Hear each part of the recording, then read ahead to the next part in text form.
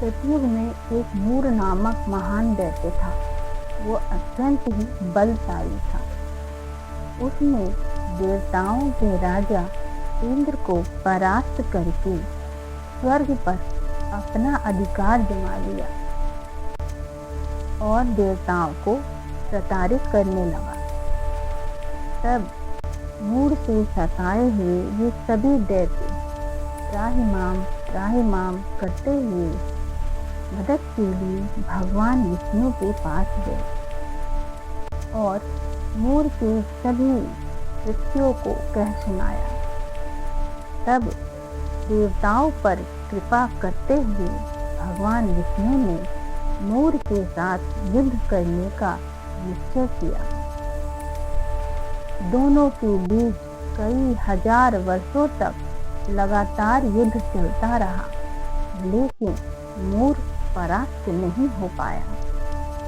तब भगवान विष्णु युद्ध करते करते थक गए और सिद्ध भूमि से भागकर एक गुफा में जाकर छुप गए। अपने बल के घमंड में चूर वह दैत्य भगवान विष्णु का पीछा करते हुए उस गुफा तक जा पहुंचा। भगवान उस गुफा में योग निद्रा में लीन थे।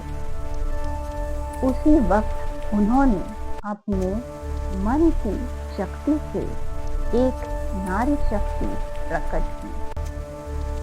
उस नारी शक्ति ने मूढ़ के साथ भयंकर युद्ध किया और द्वादशी तिथि के पहले प्रहर में उसने मूढ़ का वध कर दिया। मूढ़ का वध करने के पश्चात वह देवी भगवान विष्णु के पास गई और कहने लगी कि हे प्रभु, मैं कौन हूँ, मेरा क्या नाम है, कृपा करके आप मुझे बताइए। तब भगवान विष्णु ने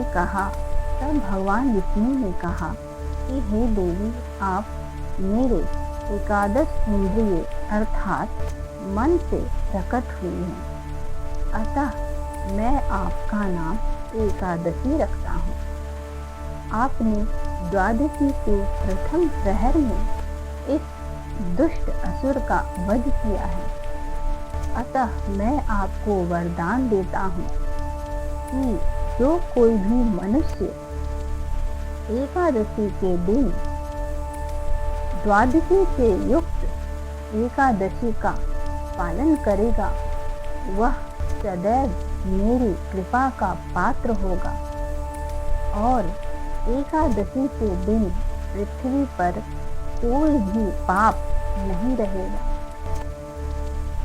जब पाप ने भगवान का यह वरदान सुना, तब वह कहने लगा कि हे प्रभु, अगर एकादशी के दिन मैं पृथ्वी पर नहीं रहूंगा तो मैं कहाँ रहूंगा, मुझे कोई तो स्थान दीजिए। तब भगवान विष्णु ने कहा कि हे पाप, मैं तो वरदान दे चुका हूँ, लेकिन अगर कोई स्वेच्छा से उस दिन तुम्हें स्वयं में रहने की अनुमति प्रदान कर दे तो तुम उसमें निवास कर सकते हो। तब पाप ने सभी से पूछा, लेकिन कोई भी उसे स्वयं में निवास करने की अनुमति देने को तैयार नहीं हुआ।